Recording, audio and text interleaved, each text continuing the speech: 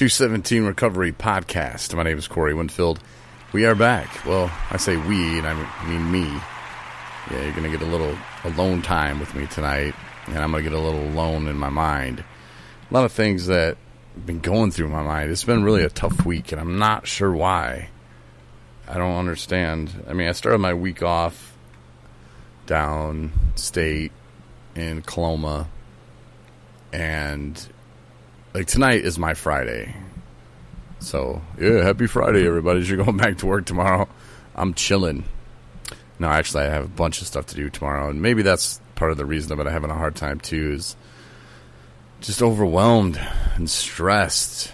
A friend of mine, I was talking to her. I'll tell you exactly. I told her how I was feeling. It was just, I don't know, it's just too much sometimes, and I don't ever really get a break. And when I do get a break, I mess around with 217 stuff. I mean, it keeps me sober, so that's good, but at the same time, I can't just sit and watch a movie. I mean, I try, and then I'll just fall asleep. So I don't really do much for, like, relaxation purposes, really. I told her I was feeling down, overwhelmed, fat, ugly, unproductive, alone, frustrated. And, I mean, those are just a few of the feelings. And maybe I'm hitting the wall. I don't know. 7 months, 7.5, I don't know, something like that. Months sober, and I don't know. This time was different. I didn't go through, and I haven't really gone through many of the different phases that I went through in the past, you know, the pink cloud and all that. I didn't go through that this time.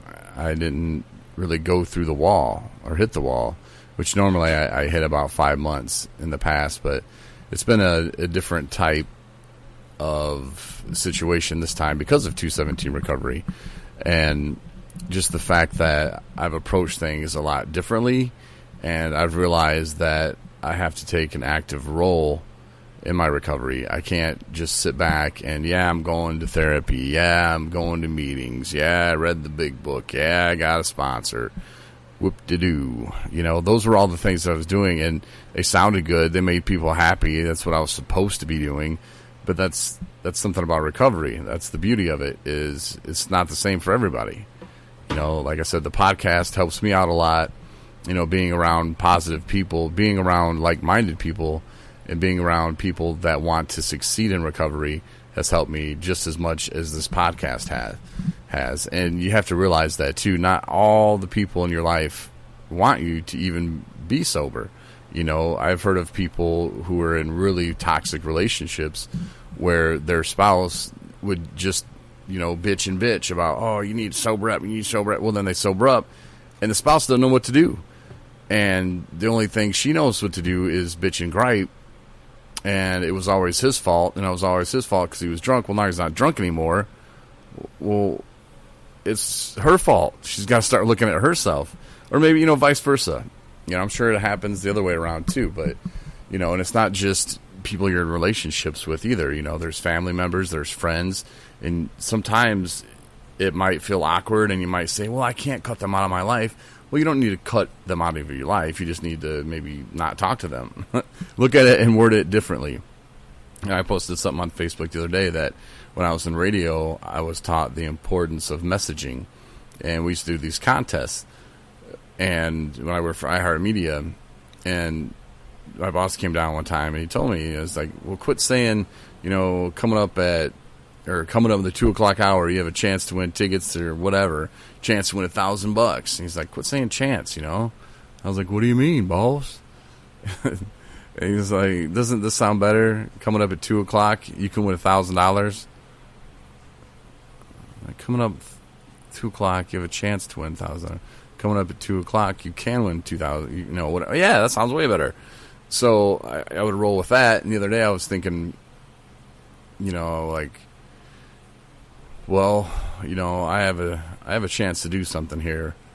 I have a chance to do something with my life now that I'm not drinking and not turning to substances, which I want to get to more in just a minute. And I have a chance. You know, I really do have a good chance. And I went, no, I don't have a chance. I can do this. I was like, wait a minute. No, I got to change it take it one step further. I will do this. And try practicing that this week. If you're going out or if you're talking about things, stop using words like, I'm going to try to do that. And I'll try to do that. And I'm going to try to get 217 to become a 501c3 so we can get grants and go not complete, but take a step further. Part of my dream for 217 recovery, part of my mission. And no, I'm not going to try. I'm going to. I will make 217 a 501c3, and we will go talk at schools. We will go talk in jails. We will talk where everybody and anybody are at, and we'll talk about anything. If it's a room full of 3 people, we want to show up and talk. And looking at some of the grants right now, I was looking at some of them, and I was thinking, because I got this news I've been waiting for like a month. Because first you have to register with like this one website, and then it's all like for the government, just different parts of it. So first you register with the big government, then you register with the little government, then this other government, then this other government, and then it's like, okay, so I finally got this email I've been waiting a month for. I finally got it. I was excited, told the guys, all right, now we can apply for grants, go to apply, and then, wait, hold on. Nope, now you got to register with, I can't even remember if it's DIH or... It's something to do with the health department or human services or HI. I don't know. If you're listening right now and you know what I'm talking about, you know what I'm talking about. Don't roll your eyes. Don't roll your eyes at me. I'm new to the game, okay? But I'm figuring it out, and I will make it happen. But that's one of the things, too, that's frustrating for me. It's just like, I want to ask for help, and I should ask for help, but I don't know who to ask for help. And it seems like when I have reached out for help, people will kind of say, yeah, sounds good. And then they'll just bail out on me and just leave me standing there. And you know what? Sometimes it's okay to do things on your own. They always say, reach out for help. It's okay to ask for help. And it absolutely is. It is okay to ask for help. And you can ask for help. But then you have to realize at the end of the day, you can't rely on anybody but yourself for anything. It's like, what was it? I don't remember if it was, what was it? It was something about this lady, and she wanted somebody to come do something for her. I can't remember exactly what it was or how the story goes, but moral of the story is, if you want somebody to cut down a tree in your yard, you can sit there and wait for them. You can ask them for help to do it, but the only 100% sure way that tree will get cut down is if you go and get a saw or an axe, however you want to cut it down, and do it yourself. Maybe, no, you know what it had to do? It had to do with like some kind of school thing. This lady was upset because the school wasn't doing this and the school wasn't doing that, and her child and this and that. And it's like, wait a minute. First of all, that's your child. You're the one who should be parenting. You can't rely on anybody else to teach your kid what to do. You can't rely on anybody else to teach your kid what's right and wrong. That's on you. I'm just saying. But, yeah, same thing's true with the help, though. You can ask for help all you want. If you're not getting it, well, you can just sit there and wait for it. You can wait for Santa Claus to come, too. Is he going to show up at your house with a bunch of presents? Somebody does once a year, but that's once a year. And it's not Santa Claus. So, just take that for what it is. If you've been having a hard time, just start wording things a little bit differently. Instead of saying I'm gonna try, or I'll get to that later. No, I'm gonna do that later. Just word things different and catch yourself too when you're doing it, and say no, I'm gonna do that, because otherwise, without saying that, I wouldn't be here right now, and also without my good friend Ryan. The Ryan number 1 is what we'll call Ryan number 1. He lives in Alpena. But when he got out of treatment, he came to me and he said, I'm disappointed in you, Corey. I was like, what do you mean? Not sure if you've heard the story or not. And he told me, like, I thought for sure you would have had this podcast and everything already started. I was like, damn. Okay. All right, I'm doing it. And I had been looking for the right thing to use for the website, and that's why I was dragging my feet. And I've always kind of done that, and I've been trying to put a podcast together for so long. I just didn't have anything to talk about. Like, I've been seriously since 2016. I've been like told so many times, you need to do a podcast. You need a podcast. I'd listen. Everybody's told me that they would listen, which is very nice, and I appreciate you for listening right now too. Appreciate you listening to Corey Time, Alone with Corey on a Sunday night. Appreciate it. But the fact that people are listening and people send messages, and Josh, man, I really hope you're listening right now. I understand if you're not, but you will be listening to this at one point, and it's going to be at the right time. Everything happens for a reason, my man.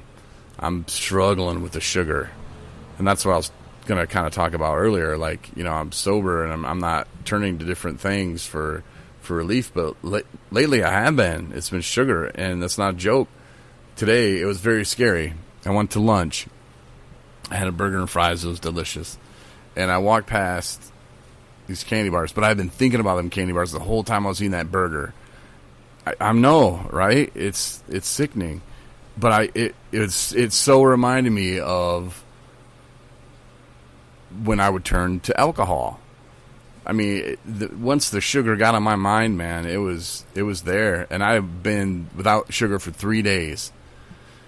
And I was just thinking, man, it's got to make it a week. You know, it'll be so much easier if I just make it a week. And I went all out, man. I bought a Butterfinger. I bought a whatchamacallit. I bought a bag of Skittles. Oh, and a bag of Reese's Pieces. Yeah. I didn't eat it all. Nope. I only went through half the bag of the Reese's Pieces, but everything else, man, I killed it. It was insane. And then the remorse came, like the guilt. I just felt like I had let everybody in the world down when the only person I let down was myself. So, I mean, but it was such a crazy experience of how it was just like alcohol, man. I went right back, and of course I had to go full bore. You know, I couldn't just half-ass it. I had to go I couldn't just buy a sucker. Nope, I had to go big time. And that's pretty crazy. And I was having some physical withdrawals, some symptoms from sugar. So, I mean, maybe I can go to rehab for that. And I wouldn't feel silly either. I mean, it's for real, man. It's tough. And they say it's just as bad as crack. I don't know. Maybe I should eat some sugar and wake up next to a pimp and his prostitute looking at me and going, hey, man, you want to hit this? And I leave the house immediately saying, nope. And then driving home thinking, I got to watch who I'm hanging out with. I'm never eating sugar again. Yeah. That's how the crack addiction. Well, I wasn't never addicted to crack, but I did smoke it. And that's how it ended. With some big pimp staring me down. I woke up and just this floor, and there's no bed in there or nothing. And there's this chick laying there, and he's like, yo, man, you want to hit that? And I was like, nope, I don't. I have a girlfriend. And he's like, well, it's like $50. I'm like, nah, I'm out of here, bro. And I left. I was driving home. I just remember thinking, Corey, you've got to make better decisions. Like, you got to stop hanging out with that dude. Like, there's nothing good in there for you at all. Like, what are you even doing, man? Yeah, so that's my story of the smoking of the crack. So hopefully maybe the sugar will be just as good. Ryan Beckman is in the house. I guess you've had 14 minutes alone with me, so we can bring Ryan aboard. We can bring Ryan aboard. Let me plug in your microphone. Let's see if it even works. I don't even know where I put it, bro. But yeah, thanks for listening, though. I really do appreciate it. So does Ryan. So does my mom. My mom does appreciate it. But no, we really do. And if you get some out of it, that's cool. You know, I do this for myself. Ryan does it for him. I mean, we're very selfish people. You know that. We're in recovery. And we used to be really selfish. But, you know, we have to do the things that we have to do. And doing this podcast, like I said earlier, like, really helps me out big time. Gives me something to do. Being on radio for 20 years, it's hard because I want to do that stuff. I can't even listen to the radio anymore because the people suck so bad. I just want to go to the station and choke out and be like, you suck, stop doing that. But, you know, these stations around here, especially up north, you know, they've been around. They've been doing just fine without me. So, you know, they're not going out of business.